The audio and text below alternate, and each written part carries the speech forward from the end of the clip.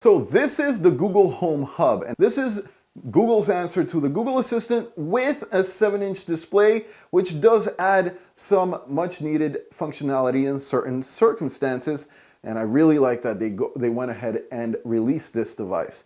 Thanks for watching another episode of Breaking Elegance, where we help you improve your lifestyle with technology. I'm your host, Angel, and let's jump right into it.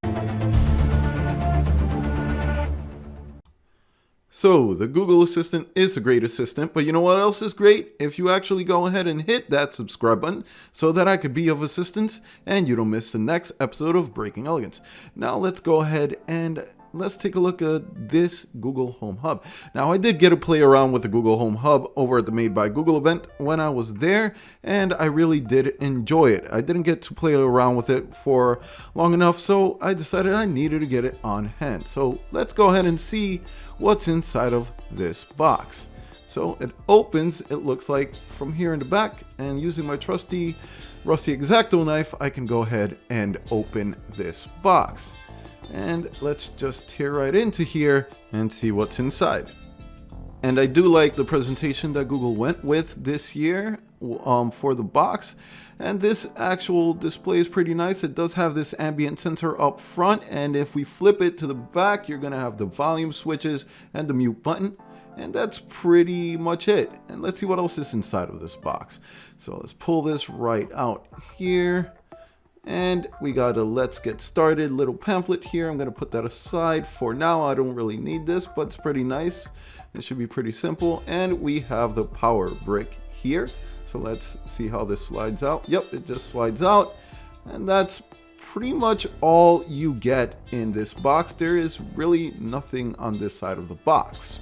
And just like magic, here we have the Google Home set up on top of the desk, and this is what you're going to be presented with when you first plug it in. I do want to mention that if you do not have any other Google devices, you might not have the Google app installed already. It is vital that you go ahead and download that first before you actually plug the unit in, otherwise you're not going to be able to finish the setup process. So if you have iOS, go ahead and look for the Google Home application in the App Store. And if you have Android, of course, go to the Google Play Store and grab yourself a free copy of the Google Home application. If you're interested in learning a lot more about the Google Home application itself, I will be leaving a link in the description below and in the info links above to my bud's channel, Tech with Brett. He made a full video on the Google Home application, so go ahead and check that out if you're interested. So setting up your Google Home is actually fairly simple, and I am going to get my phone on screen here so that you can see how easy it is. I actually already have the Google Home application installed, considering that I actually have the Google Home and I've been using this device for a very long period of time. I have updated it, so this is going to be the latest version of the Google Home app, and I am going to show you how to add an extra Google device to your home ecosystem. So launch your Google Home application and press that plus sign that says add, and then followed by setup device. After you hit that, you will see this here, set up a new device and choose home.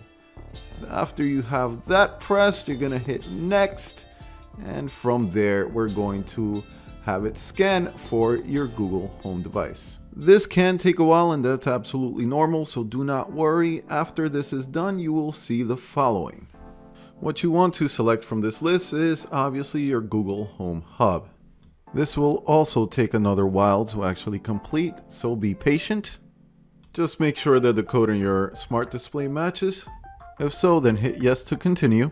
Then select if you want to send Google your diagnostic information, followed by where you're going to locate the device, and then the network it's connecting to.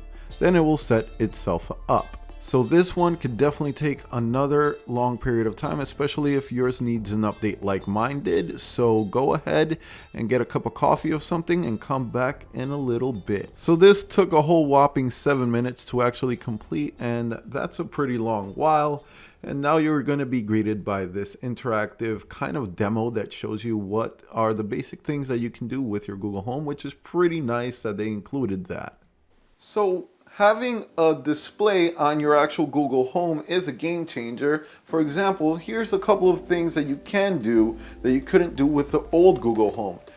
Hey Google, where is Best Buy in 5th Avenue? The address for Best Buy is 529 5th Avenue, New York, New York, 10017. Which is really nice. So it now actually has the capability of showing you the things on display. We got a picture of the store there. Maybe that's that store, maybe not, but there's a picture there. And at the bottom, you can actually go ahead and press directions so that you can actually see how to actually get there. You could also do things such as, hey Google, play Breaking Elegance from YouTube. Alright, here's Breaking Elegance on YouTube. Hi everyone, and thanks for watching another episode of Breaking Elegance, where we help you improve your lifestyle with Hey Google, stop. So as you can see, you could even play your YouTube content directly from the device. Sure, you could do that on your phone, but that's besides the point. That's an add-on that you couldn't do before on your old Google Home, because it obviously didn't have a display. I did test this ambient light sensor and it does a very good job at dimming, and even dims down to the point where you can barely see it, which is great if you have it next to your bed. That way it's not really obstructive, and I do like that. I was a little bit afraid of that before I got this unit because it's actually going to replace the Google Home that's right next to my bed. And that's awesome to know that all of this stuff is packed into this little device for $150. It seems insignificant, but that's what I really love about it. It actually just looks like something that you might not use, but you will wind up using a lot more than you think. So in a world full of so many gadgets that run into each other and do the same thing, people might actually argue, do I actually need a Google Home Hub? I have a phone or a tablet or any X devices that can do very similar functions to the Google Home Hub. And I will answer that for you right now. Yes, the Google Home Hub is a much needed, a much necessary device if you're actually running a smart home. It's not the same experience to actually have a device dedicated to taking your commands and answering questions on the fly. It's not the same exact experience that you would get from your smartphone. Maybe your smartphone is not even in your hands. Maybe by mistake you left it in your car, or maybe it's in another room charging. In that case, that smartphone is not going to be able to answer those commands. And the Google Home Hub and any other smart home assistant pretty much fulfills those actual categories, where it's more like a smart remote control, a real wireless remote control, where you don't need to actually hold something in your hands to actually turn on lights, turn them off, turn on a TV, etc. It just gives you those capabilities from the power of your voice, and that's a beautiful thing. That's what I really like about the Google Home, and that's the category it fulfills in my eyes. It is much more than just an assistant that you could ask questions and it will give you an answer. It's more of a home integration unit, a home remote control. It at a glance and now at a touch, because sometimes you want that visual aid. And with the old Google Home devices, you did not have that Google aid. And by the way, this is not the only Google Home Hub type device. There are a couple of them. I believe Lenovo put one out. I will put all of these in the description below in case you're actually looking to get one of these devices on hand.